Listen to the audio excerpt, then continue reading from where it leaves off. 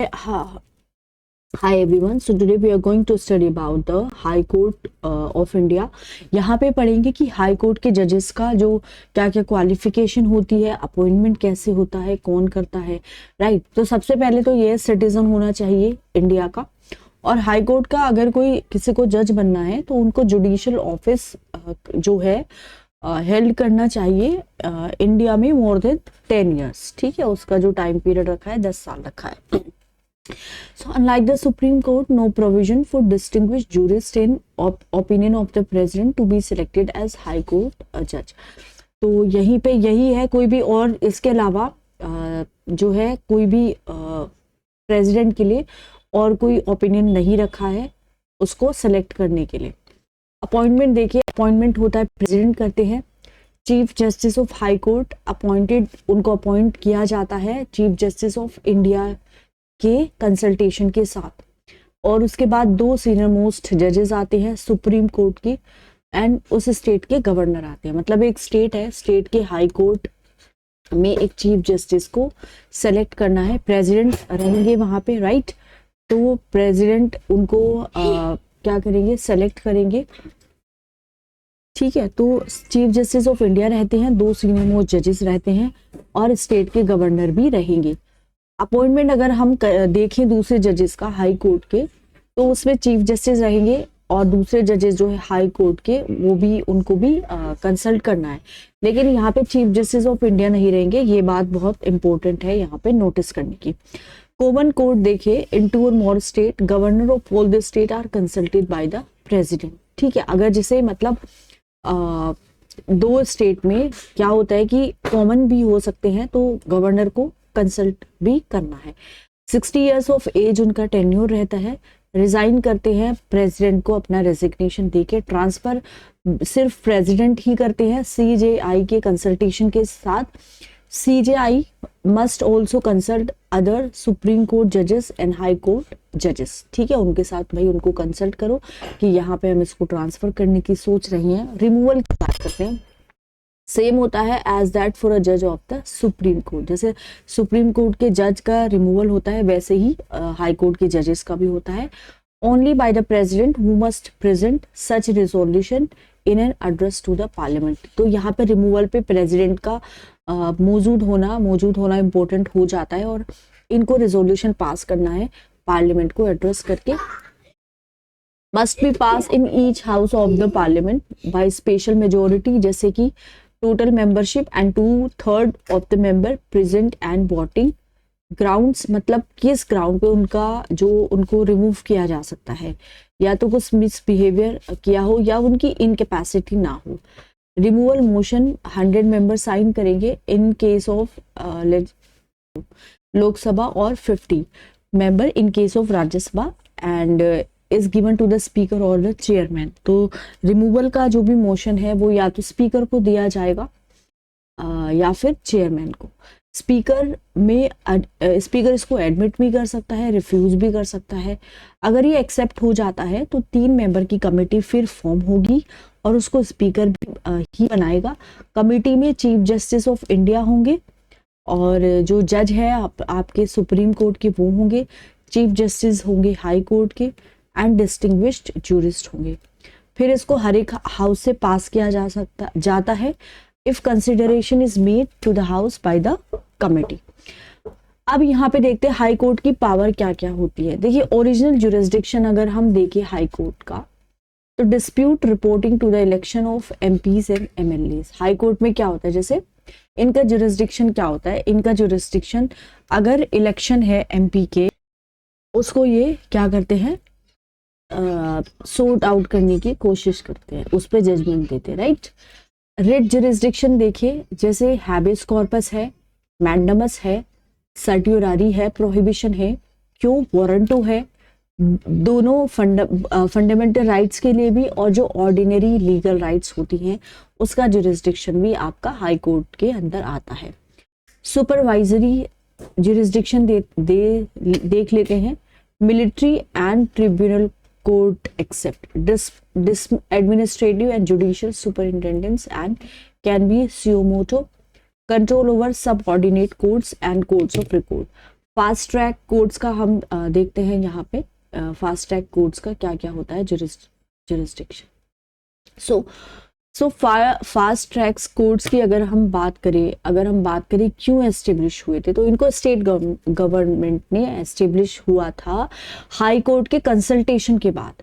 तो average of 5 FTCs they were established in each district of the country।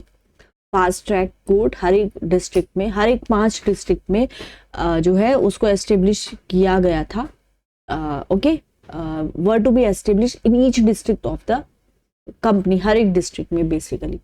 जजेस जो है इन कोर्ट्स के, फास्ट ट्रैक कोर्ट्स के, they were appointed on an adhoc basis. जजेस को सेलेक्ट किया था हाई कोर्ट्स ने उसी रेस्पेक्टिव स्टेट्स के। So there are primarily 3 sources of recruitment. पहला क्या है, by promoting members from amongst the eligible judicial officer. जो एलिजिबल जुडिशियल ऑफिसर है उनको ही प्रमोट करो, या फिर जो हाई कोर्ट के जज है रिटायर्ड उनको अपॉइंट करो। एंड थर्ड क्या है, from amongst members of the bar of the respective state. Prime minister, council of ministers and cabinet. Constitution के हिसाब से जो राष्ट्रपति होते हैं वो किसको अपॉइंट करते हैं, प्राइम मिनिस्टर को अपॉइंट करते हैं। अभी रिसेंटली आपने देखा होगा PM 3.0 हमारे जो प्रधानमंत्री है माननीय श्री नरेंद्र मोदी, तो उनका तीसरा ये उन्होंने शपथ ली है as a PM।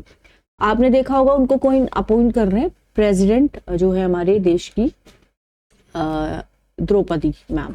So however not just randomly but generally, leader जो होता है मेजोरिटी पार्टी का पार्लियामेंट में, उसको हम PM की तरह इलेक्ट करते हैं, और वो इलेक्ट कौन करता है, प्रेसिडेंट करेंगे।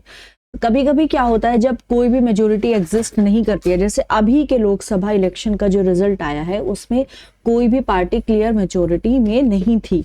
तो यहाँ पे क्या होता है, जो लार्जेस्ट सिंगल पार्टी के जो लीडर हैं उसको PM की तरह इलेक्ट किया जाता है, प्रेसिडेंट करते हैं। Here the president could use his discretion in electing a PM। Appoint कर सकता है PM को even before the government has approved its majority in the parliament. Okay, उससे पहले ही उसको अप्रूव कर लिया जाता है। So he may do so by appointing the PM। Leader जो है लार्जेस्ट पार्टी का, उनको अपॉइंट किया जा सकता है, और फिर उनको 1 महीने का टाइम दिया जाता है कि आप अपनी मेजोरिटी प्रूव करो, और stipulated amount of time. Hence PM को इलेक्ट किया जा सकता है on discretion of the president in this case. Hold करता office during pleasure of the president.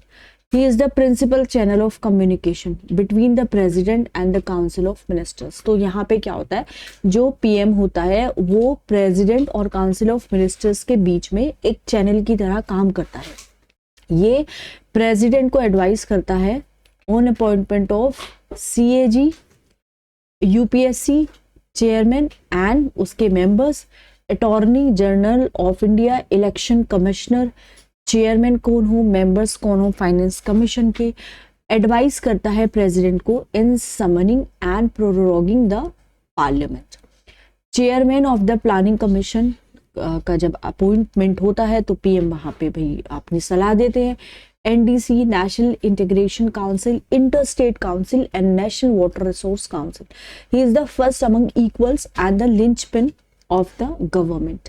PM क्या है, चेयरमैन किसका होता है, NDC का, नीति आयोग का, इंटरस्टेट काउंसिल का चेयरमैन होता है, नेशनल इंटीग्रेशन काउंसिल का होता है, नेशनल वोटर कमीशन का भी क्या होता है, चेयरमैन होता है। Total number of ministers in the Council of Ministers shall not exceed 15% of the total strength of the Lok Sabha। 91st Constitutional Amendment Act ने कहा था 2003 का जो आया था कि जो टोटल नंबर ऑफ मिनिस्टर्स होते हैं council of ministers in the Council of Ministers shall not exceed 15% of the total strength of Lok Sabha। Council of Minister 15% या उससे कम ही होते हैं। मिनिस्टर को अपॉइंट किया जाता है to the council of ministers और the cabinet outside the legislator. However जो भी जिस पर्सन को भी ऐसा अपॉइंट करना है किसी भी हाउस में पार्लियामेंट के within 6 months after such appointment. Advice tender to the president by the council of minister. अब यहाँ पे जो काउंसिल ऑफ मिनिस्टर जो एडवाइस देते हैं प्रेसिडेंट को, so is binding on her according to 42nd and 44th amendment and it is not justiciable. Supreme court ने कहा था कि जब डिसोल्यूशन होता है लोकसभा का हो जाता है तो council of minister does not cease to hold office, okay, does not cease to hold office. President can not exercise executive power without the aid of council of minister. तो प्रेसिडेंट को यहाँ पे क्या होता है, काउंसिल ऑफ मिनिस्टर्स की aid and advice की जरूरत पड़ती है and any such advice would be unconstitutional as per article 74, right. Sorry, president executive power को यहाँ पे क्या एक्सरसाइज नहीं कर सकता प्रेसिडेंट काउंसिल ऑफ मिनिस्टर्स की एडवाइस के बिना, राइट। सो जब भी कॉन्स्टिट्यूशन रिक्वायर करता है सेटिस्फेक्शन किसका, प्रेसिडेंट का, it is not his personal satisfaction, but satisfaction से क्या मतलब होता है, but that of council of ministers जिनकी एड और एडवाइस से प्रेसिडेंट एक्सरसाइज करता है अपनी पावर एंड फंक्शंस को। कलेक्टिव रेस्पॉन्सिबिलिटी की बात देखते हैं हम, क्या होता है, दो इम्प्लीकेशंस होते हैं। पहला इम्प्लीकेशन क्या है कि जितने भी मेंबर्स होते हैं गवर्नमेंट के are unanimous in support of the government policies and exhibit this unanimity on public occasions, although while formulating the policies they might have differed in cabinet meetings. Council of Minister collectively responsible है लोकसभा में, right? They must swim and sink together. That is, उनका जो decision होता है as a council must be uniform and अगर वो disagree भी करते हैं सो वो ऐसा पब्लिकली नहीं बोल सकते। अगर वो कलेक्टिवली सपोर्ट नहीं कर सकते काउंसिल ऑफ मिनिस्टर्स को तो उनको रिजाइन कर देना चाहिए, राइट। आर्टिकल 75 क्लैरिफाई करता है this position of the council of ministers. Ministers who had an opportunity to speak for or against the policies in the cabinet are therefore personally and morally responsible for their success and failure.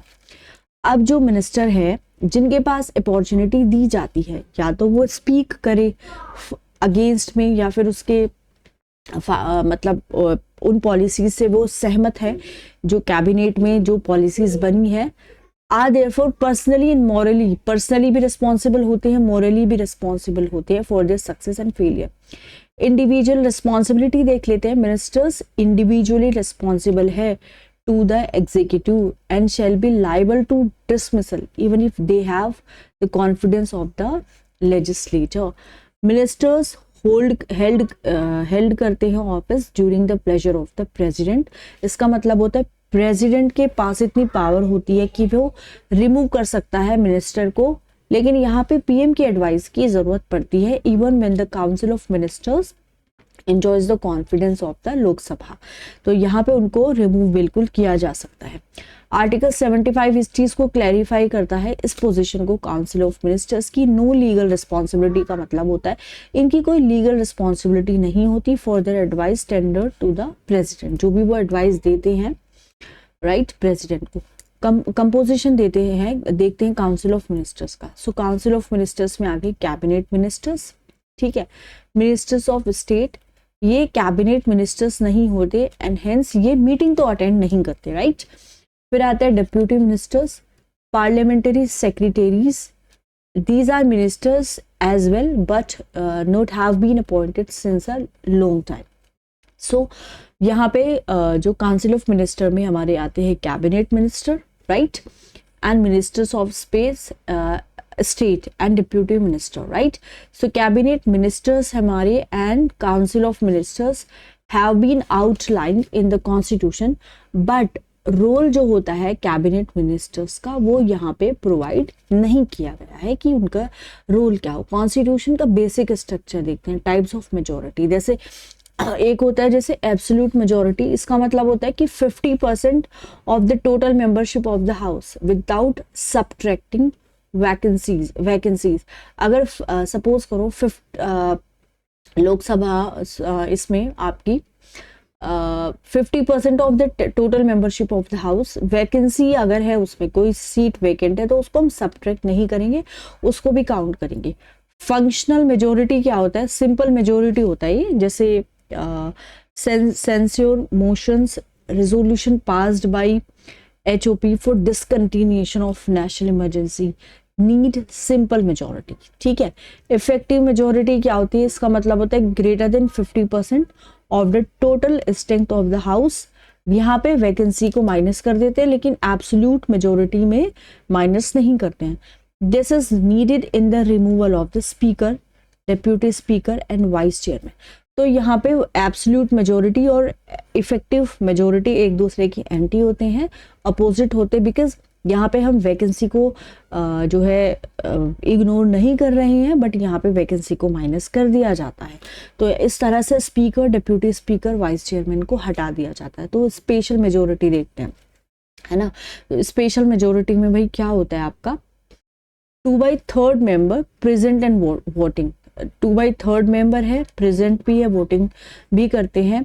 इस majority से राज्यसभा क्या पास कर सकती है, जैसे special power to the Rajya Sabha under the special majority article 249 में mention है कि राज्यसभा पास कर सकती है एक रेजोल्यूशन जो ऑथराइज करता है पार्लियामेंट को to legislate on a state subject for less than 1 year. Article 312 कहता है कि राज्यसभा पास कर सकती है एक रेजोल्यूशन को, जिसमें वो पार्लियामेंट को ऑथराइज कर देती है कि आप क्रिएट कर सकते हैं न्यू ऑल इंडिया सर्विस। ठीक है, इसमें 2/3 मेंबर प्रेजेंट होनी चाहिए, वोट भी करना चाहिए, प्लस यहाँ पे एब्सोल्यूट मेजोरिटी भी आ जाती है। तो एब्सोल्यूट मेजोरिटी में जैसे हमने यहाँ पे देखा होगा 50% और without subjecting the vacancy. Okay, article 368 कहता है कि इस तरह की जो मेजोरिटी है, इससे हम जज को रिमूव कर सकते हैं, चाहे वो जज सुप्रीम कोर्ट के हो, हाई कोर्ट के हो, CAG हो, CEC हो। Approval for continuing national emergency in both houses. Article 169 कहता है कि स्टेट असेंबलीज में जो कि एक क्रिएट करना चाहती हैं या एबॉलिश करना चाहती है विधान परिषद को, तो वहाँ पे इस ही जो मेजोरिटी है 2/3 member present in voting plus absolute majority जो है होनी चाहिए। 2/3 of total strength of the house. इसमें सिर्फ हम इम्पीचमेंट कर सकते हैं प्रेसिडेंट का। अब बात आती कॉन्स्टिट्यूशनल अमेंडमेंट की। कंसेंट ऑफ 50% होना चाहिए स्टेट्स का। ठीक है, on a matter of distribution of executive और legislative power between centre and state. तो ये किस में आता है, कॉन्स्टिट्यूशनल अमेंडमेंट कब करने की जरूरत पड़ती है, जब हमें कुछ ऐसा मैटर पे डिस्कशन करना है या कोई ऐसा मैटर आ गया है जिसमें हमें एग्जीक्यूटिव या लेजिस्लेटिव पावर को हमें क्या करना है, डिस्ट्रीब्यूट करना है सेंटर स्टेट के बारे में। तो हमें कॉन्स्टिट्यूशन को अमेंड करके ही हम ऐसा कर सकते हैं। कोई ऐसा मैटर है जिसमें supreme court, high court involve है, कोई ऐसा मैटर है जो 7 शेड्यूल की लिस्ट में है, या फिर हम बात कर रहे हैं रिप्रेजेंटेशन का स्टेट्स का पार्लियामेंट में, प्रेसिडेंट की इलेक्शन की बात हो रही हो या आर्टिकल 368 की ही बात हो रही हो। अब भाई एक इंपॉर्टेंट क्वेश्चन आता है कि क्या कोई भी पार्ट कॉन्स्टिट्यूशन का अनअमेंडेबल है। देखिए गोलकनाथ केस तक सुप्रीम कोर्ट ने कहा था कि कोई भी पार्ट जो आपके कॉन्स्टिट्यूशन का है वो no part was unamendable. Word law in article 13 it is refer to ordinary laws जो पार्लियामेंट बनाती है अपनी लेजिस्लेटिव कैपेसिटी में, एंड नॉट कॉन्स्टिट्यूशनल अमेंडमेंट। मतलब जो पार्लियामेंट में ही पार्लियामेंट के पास भी लेजिस्लेटिव पावर होती है, तो पार्लियामेंट जो लॉज बनाती है उसकी बात हो रही है। यहाँ पे कॉन्स्टिट्यूशनल अमेंडमेंट करके जो लॉज आए हैं उनकी बात नहीं हो रही, यहाँ पे ऑर्डिनरी लॉज की बात हो रही है, राइट। गोलकनाथ केस में सुप्रीम कोर्ट ने कहा था कि कॉन्स्टिट्यूशन को अमेंड करने की पावर एक लेजिस्लेटिव पावर है जो पार्लियामेंट के पास है। आर्टिकल 245 ने इसको दिया है। ठीक है, तो एक कॉन्स्टिट्यूशनल अमेंडमेंट एक्ट क्या है, is also law under article 13। इसका मतलब होता है कि फंडामेंटल राइट्स को पार्लियामेंट अमेंड नहीं कर सकती as they have been given a transcendental position under the constitution. ठीक है, फंडामेंटल राइट वो है, वो पार्ट है कॉन्स्टिट्यूशन का जो अनअमेंडेबल है। गोलकनाथ पार्लियामेंट ने ये कहा गोलकनाथ केस के बाद This Parliament sought to supersede it via 24th Constitutional Amendment Act, that is 1971 में आया था, by putting in Article 368 that a Constitutional Amendment Act under Article 368 will not be a law under article with respect to Article 30. So validity जो थी 24th constitutional amendment act की, it was challenged in case of Nanda case, जहां पे इसको valid बोल दिया था, but the doctrine of the basic feature was propounded. 42nd amendment act आया, 19 कॉन्स्टिट्यूशनल अमेंडमेंट एक्ट आया 1976 का, जिसमें जुडिशियल रिव्यू हुआ ऑर्डिनरी लॉज का. पहली बार एक डिस्टिंक्शन बनाया गया था यूनियन लॉज के बीच में और स्टेट लॉज के बीच में for challenging their validity on grounds of unconstitutionality. So ये वहाँ पे प्रूव हुआ कि हाई कोर्ट पास नहीं कर सकता जजमेंट किस पे, on central law, and supreme court can not pass judgement on a state law unless a central law had also been questioned in the same proceeding. Judicial review की अगर हम बात करें कॉन्स्टिट्यूशनल अमेंडमेंट एक्ट्स की, so it was provided that एक constitutional amendment act ये completely immune करना है हमें जुडिशियल रिव्यू से, वेदर ऑन या फिर या तो सब्सटेंसिव ग्राउंड पे हो या फिर प्रोसीजरल ग्राउंड पे हो. सो प्रोसीजरल प्रोविजन वाज एब्सर्ड. इसने फंडामेंटल ड्यूटीज को इंट्रोड्यूस किया, इसने फंडामेंटल राइट्स को डीवैल्यू कर दिया bye expanding the scope of Article 31C to include any law to implement any of the directive. कुछ दूसरी कॉन्स्टिट्यूशनल राइट्स के बारे में देखते हैं, जैसे आर्टिकल 300A है जो राइट टू प्रॉपर्टी के बारे में कहता है, आर्टिकल 301 है right to inter state trade and commerce के बारे में कहता है, article 3166 right to adult franchising. Citizens कौन होते हैं? देखिए सिटीजनशिप एक्ट 1955 का कहता है फॉलोइंग टाइप्स ऑफ सिटीजनशिप के बारे में कहता है. By birth, if one is born in India and is greater than one parent, अच्छा उसका एक पेरेंट जो है वो इंडियन है, एक पेरेंट तो एटलीस्ट वो इंडियन है, ठीक है, तो वो इंडिया का सिटीजन होगा. डिसेंट से वो कैसे सिटीजन बन सकते हैं? अगर उनमें से कोई एक पेरेंट के पास इंडिया की सिटीजनशिप है, कब? At the time of birth, उसके बर्थ के टाइम पे बर्थ को जो एम्बेसी है इंडिया की वहां पे रजिस्टर कराना पड़ेगा. Descent citizen is as of right, registration से PIO 1+8/7, पर्सन जो मैरिड है इंडियन सिटीजन के साथ 1+8/7. माइनर चिल्ड्रन जो है इंडियन पेरेंट्स के जो सिटीजन बन जाते हैं बर्थ के बाद, ठीक है. Overseas citizen of India of जो जिनके पास कम से कम 5 साल या 5 साल से ज़्यादा ईयर की स्टैंडिंग है with 1 year residence in India, और कम से कम 1 साल वो रहे हैं इंडिया में. नेचुरलाइजेशन से भी हो सकता है. One can apply for citizenship, alright, bye incorporation of a territory. अगर इंडिया इन फ्यूचर कोई ऐसी टेरिटरी को ऑक्यूपाई कर ले जो इंडिया का पार्ट बन जाए, तो वो लोग भी जो है they will be given a choice, then those people will be given a choice. Overseas citizen है इंडिया का, कौन बन सकते हैं सिटीजन? PIOs एक्सेप्ट दोज जो पाकिस्तान में रह रहे हैं, बांग्लादेश में रह रहे हैं, ओके, अप्लाई कर सकते हैं. सो बांग्लादेशी और पाकिस्तान के लिए क्लियर नो है. Benefits, can travel to India without visa, इसके बेनिफिट हैं कि बिना वीज़ा के भारत में आ सकते हैं. विल उनको एक ट्रैवल डॉक्यूमेंट दिया जाएगा जो पासपोर्ट के सिमिलर ही होगा लगभग. एजुकेशन इंस्टीट्यूशन बेनिफिट्स उनको मिलेगा, यहाँ पे एडमिशन ले सकते हैं. प्रॉपर्टी एंड इन्वेस्टमेंट कर सकते हैं इंडिया में, and will get domestic treatment, उनको बिल्कुल ऐसा लगेगा कि भाई भारत उनका घर है. लिमिटेशन कैसे क्या है भाई? कुछ लिमिटेशन भी रखी है. Can not hold a constitutional office, vote नहीं कर सकते, किसी भी इलेक्शन को कॉन्टेस्ट नहीं कर सकते. इक्वालिटी ट्रीटमेंट तो भाई नहीं मिलने वाला. आर्टिकल 16 के under for public officers status क्या है फंडामेंटल राइट्स का, इश्यूज क्या है फंडामेंटल राइट्स में, DPSP में एंड फंडामेंटल ड्यूटीज में.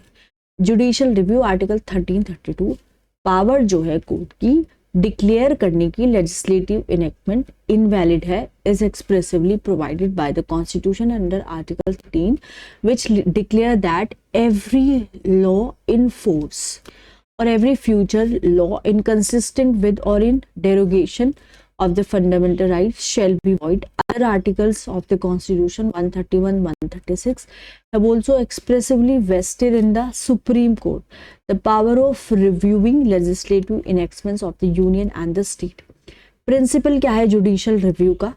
If there are more than one conflicting interpretation of the law, one of which is in consonance with Constitution, court will give effect to that reading.